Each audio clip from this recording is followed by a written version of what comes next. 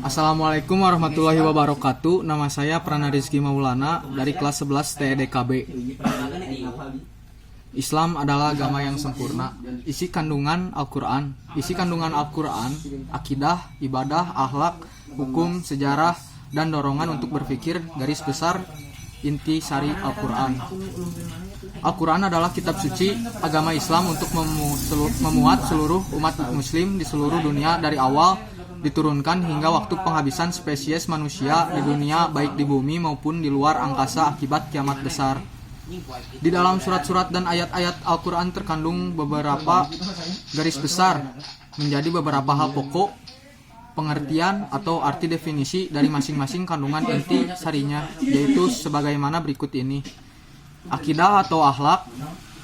Akidah adalah ilmu yang mengajarkan manusia mengenai kepercayaan yang pasti wajib dimiliki oleh setiap orang di dunia.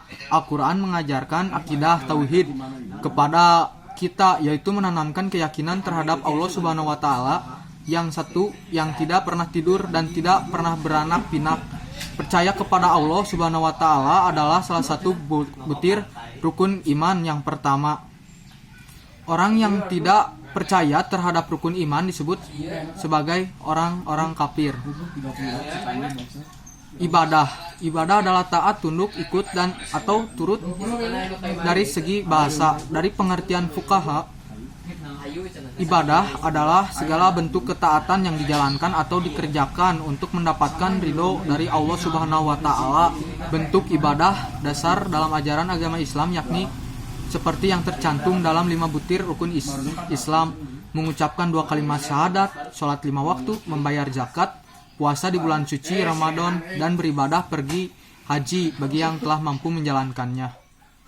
Akhlak adalah perilaku yang dimiliki oleh manusia, baik akhlak yang terpuji atau akhlakul karimah maupun yang tercela dan akhlakul malzumah. Allah Subhanahu wa Ta'ala mengurus Nabi Muhammad SAW tidak lain dan tidak bukan adalah untuk memperbaiki akhlak. Setiap manusia harus mengikuti apa yang diperintahkannya dan menjauhi larangannya.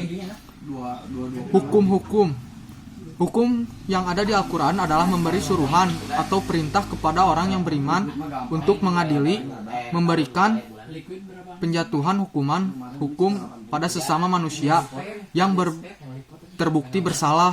Hukum dalam Islam berdasarkan Al-Quran ada beberapa jenis atau macam seperti jinayat, muamalat, punakahat, faraid, dan jihad. Peringatan atau takzir. Takzir atau peringatan adalah sesuatu yang memberi peringatan kepada manusia akan ancaman Allah Subhanahu wa Ta'ala berupa siksa neraka atau waid.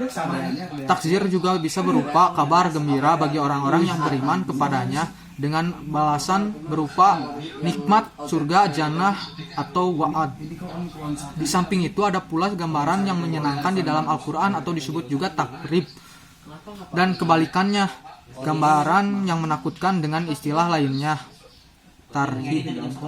Sejarah atau kisah adalah cerita mengenai orang-orang yang terdahulu, baik yang mendapatkan kejayaan akibat taat kepada Allah Subhanahu wa Ta'ala, serta ada juga yang mengalami kebinasaan akibat tidak taat atau ingkar terhadap Allah Subhanahu wa Ta'ala.